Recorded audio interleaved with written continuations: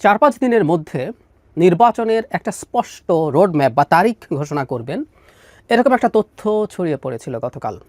আমরা নিশ্চয়ই খেয়াল করেছি, প্রধান উপদেষ্টা সর্বশেষ আরও কয়েকটা রাজনৈতিক দলের সাথে যখন বৈঠক করেছেন, সেখান থেকে বেরিয়ে এসে একাধিক রাজনৈতিক নেতা এই কথা বলেছেন। আমি অন্তত একজনের কথা একটু বলি। জাতীয় পার্টি কাজী জাফরের চেয়ারম্যান মুস্তফা জামাল হায়দার, তিনি বলছেন প্রধান উপদেষ্টা ক্যাটাগরিক্যালি বলেছেন তিনি আগামী 4-5 দিনের মধ্যে নির্বাচনের সময়সীমা তারিখ ঘোষণা করবেন।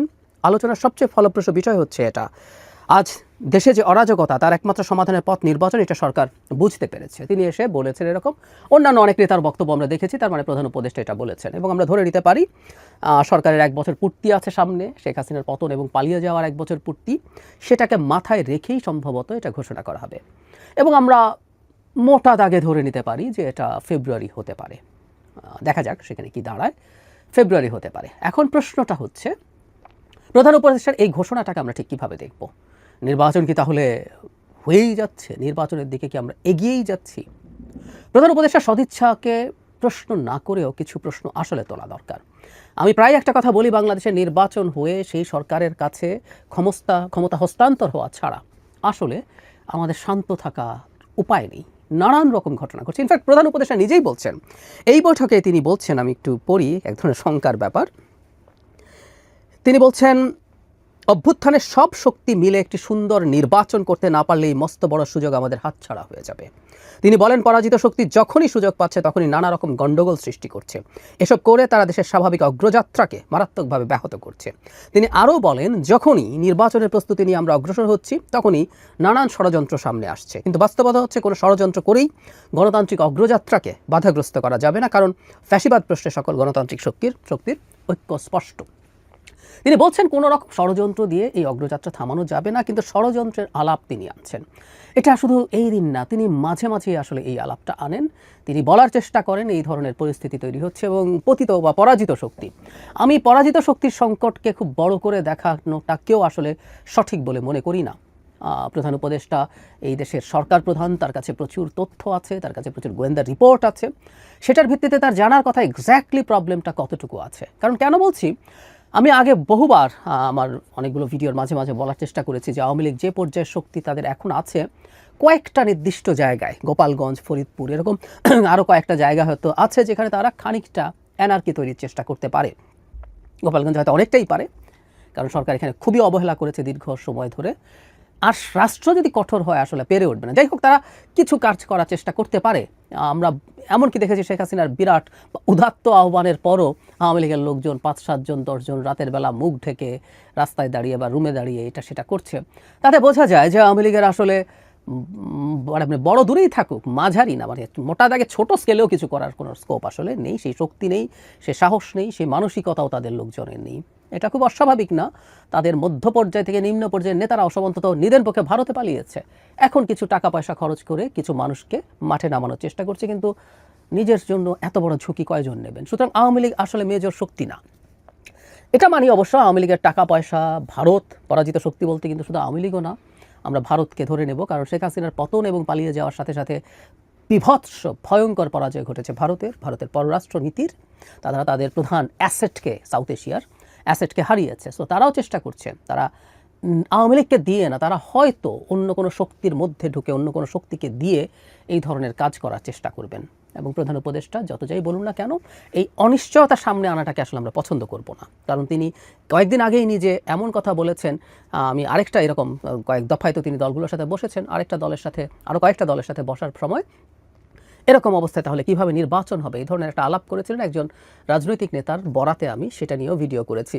তার মানে তিনি কিন্তু এর মধ্যে এই ধরনের কথাবার্তা বলে যাচ্ছেন। এবং যেটা জরুরি কথা, যে পরাজিত শক্তি বলি, পতিত শক্তি বলি, যারাই যা করার চেষ্টা করুক, আইন শৃঙ্খলা রক্ষা নিয়ে যে খুব ইন্টেন্সিভ কিছু করার চেষ্টা সরকার করছে তা কিন্তু না।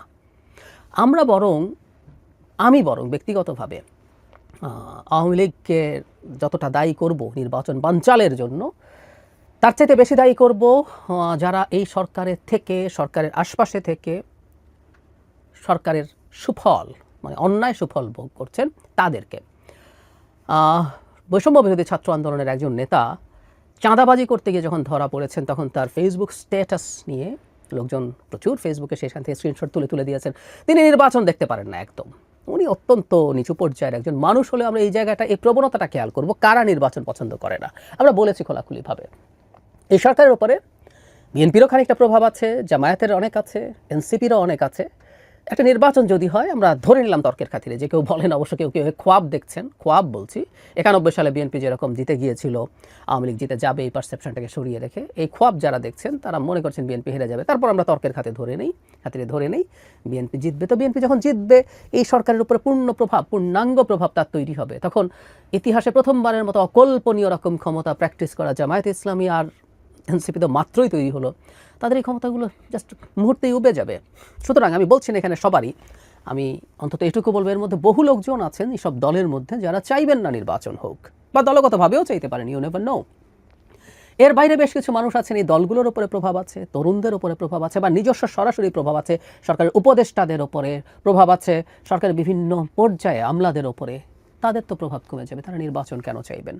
সুতরাং প্রধান উপদেষ্টা এটা ঘোষণা করলেও দেশকে অস্থিতিশীল করে তোলার একটা প্রবণতা চলবে, কোনো সন্দেহ নাই। এবং আমি প্রধান উপদেষ্টাকে কোনোভাবে বেনিফিট অফ ডাউট দিতে চাই না, কারণ হচ্ছে তিনি আইন শৃঙ্খলা নিয়ে কোনো সিগনিফিক্যান্ট পদক্ষেপ নিচ্ছেন না। নিদেন পক্ষে যিনি স্বরাষ্ট্র উপদেষ্টা আছে, তার ব্যর্থতা, ভালো মানুষ হতে পারেন, শুনি উনি ভালো মানুষ, ঠিক আছে, কিন্তু উনি ব্যর্থ হচ্ছেন। ব্যর্থতার জন্য তার ক্যাবিনেটেরই আর কাউকে অথবা বাইরে থেকে দায়িত্ব দেওয়া উচিত। ইভেন একজন বিশেষ সহকারী আছেন, দুজন মিলেও যদি পেরে না ওঠেন, দুজনকেই পরিবর্তন করে সেই চেষ্টাটা করা দরকার। তাহলে আমরা বুঝবো যে জিনিসটা ঠিকঠাক মতো এগোচ্ছে, কারণ আমরা সামনে এটা দেখব, এটা আমরা কনফিডেন্টলি বলতে পারি।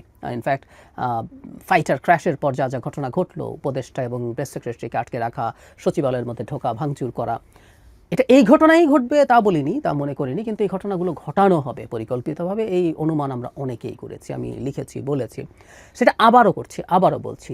তো যেটা দাঁড়াবে, প্রধান উপদেষ্টা একটা ধরলাম, একটা ডেট ঘোষণা করে দিলেন ফেব্রুয়ারির করে একটা নির্দিষ্ট তারিখ, এটা ঘোষণা করা উচিত। কারণ হলো 6 মাস আছে মাত্র, যদি ফেব্রুয়ারিতে নির্বাচন হয়, দলগুলো জানার এটার অধিকার আছে। বিএনপির তো আছেই, তারা বড় দল, তাদের হয়তো প্রস্তুতি বেশি, কিন্তু যারা অত বড় দল, ইভেন এনসিপি যে সামান্য বয়স যে দলটা, সেই দলটা 2 মাস বেশি পাবে না কম পাবে, এটা এপ্রিলে না ফেব্রুয়ারিতে, এটা জানা তার জন্য দরকার। কারণ 6 মাসের মধ্যে তার ক্যান্ডিডেট গোছাতে হবে, তার প্রস্তুতি নিতে হবে। সো এই ঘোষণা চলে আসতে হবে। এখন দেয়া হলো, কিন্তু ওই যে বললাম, প্রেক্ষাপট বা পরিস্থিতি তৈরি করা হলো, বিশেষ করে আইন শৃঙ্খলাকে কেন্দ্র করে, যেটা আসলে নির্বাচন হবে কি হবে না, এই শোরগোল মাঠে থাকা রাজনৈতিক দলগুলো তোলার সুযোগ পাবে।